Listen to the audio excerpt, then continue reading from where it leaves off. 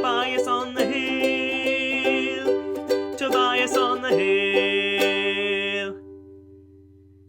Tell me quickly about your character in the Lady Gaga video that just came out. Oh, so I just did. Because I didn't know you did that. A lot of people didn't know. Pop up. And you were like, you were right at the top. And yeah. Like, wait, it's like the 2 girls, 1 cup where you're like, oh yay, Harvey.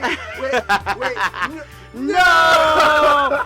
On this episode of Tobias on the Hill from MTV's Eye Candy and The Internship, actor Harvey Guillen.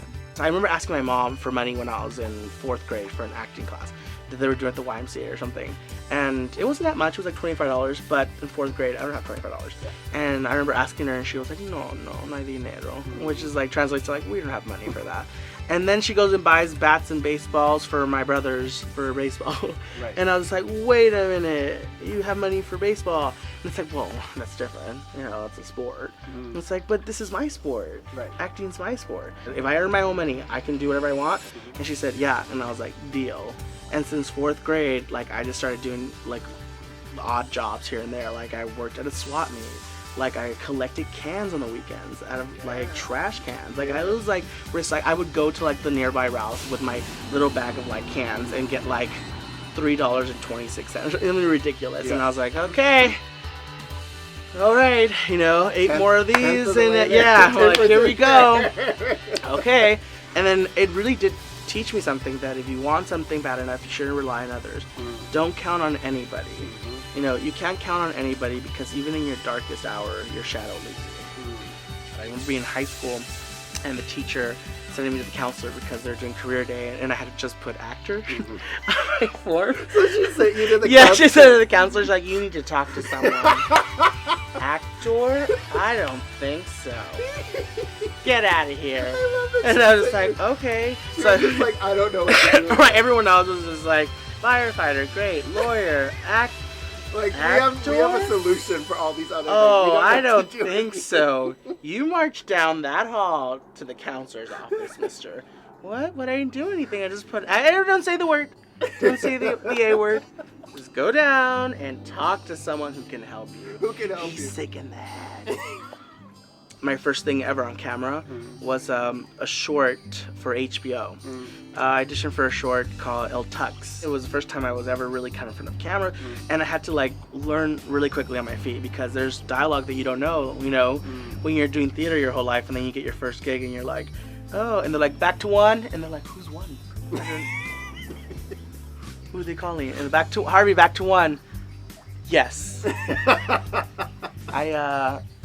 But like, for someone who doesn't know, not me, of course. I think someone in the background doesn't know. Back to one means back to my first spot. My first spot? Yes, I am. I'm an actor, and I act. So we shot a pilot for MTV in 2013, and it was Eye Candy, and it's based on R.L. Stine's book. So it was a suspense thriller. It's a serial killer on the loose in Manhattan, killing beautiful people and being a genius at the same time. So we shot the pilot in New York. We waited like 4 months and it got picked up again. And then they recast everyone except for Victoria and myself. Like, we literally were the original 2 from the original pilot. You were the survivor. I really think I was the survivor, because Victoria was already attached to it. It was Victoria Justice stars in Eye Candy, so I'm pretty sure I'm the sole survivor. There really isn't a reason to fall into a place where you say, oh, well, I'm not the lead, I'm just the best friend, you know, because you're only as strong as your weakest actor in a production. So everyone has to bring it. So you might have 2 lines, but you have to kill those 2 lines. I'm sensing a pattern here. It sounds like, okay, you're the sole survivor on Eye Candy. You go to intern for 2 lines. You end up staying 2 months. You get a GLAAD Award out of a 1 week. 1 week. Yeah, that's another fun story. I went in for that role for Raising Hope on Fox. And there was no, like, you know, this role will be nominated for, you know, there was nothing like that. Like, we did the job, and it was a great experience, and got nominated. And so when the nomination came in, I was like, wait, what? Like, I was like, because you don't go into, you know, things thinking, some actors might do that. Some actors will be like, well, I'm going to play this because I need an Oscar nomination. You win an Oscar when you play a deaf, mute, you know, nun. like I'm gonna get it. But a German deaf mutant. But Usain Jew. But I didn't think about it. I was just like, it's a great gig, it's a great role. And at the nomination time, I was like, whoa. And then of course it was such a cliche. I was like, well, I'm just honored to be nominated, because it was kind of cool to be in that group of like, these are really, I feel honored, to be just in that category. And then I won. Right. And then I was just like, what? Like, I was just like, when we got to the award ceremony and there's, Charlize Theron, like, presenting, and then there, it was Leonardo DiCaprio was there, and you're just like, this is so awesome. Like, this is awesome where, like, you get recognized. That was a big night. Clinton was there, and you were there. Yeah. Clinton, you were good. I think the secret is put your all in everything you do with no expectations.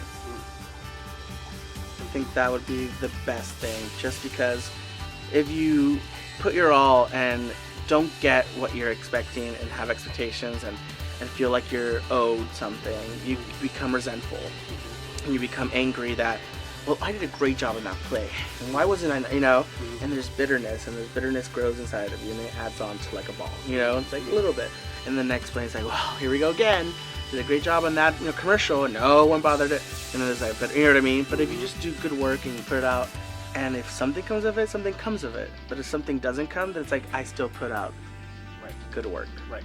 So I can be proud of. If you enjoyed this interview, leave a comment or press the like button. Click on one of our previous episodes above, and don't forget to subscribe to Tobias on the Hill.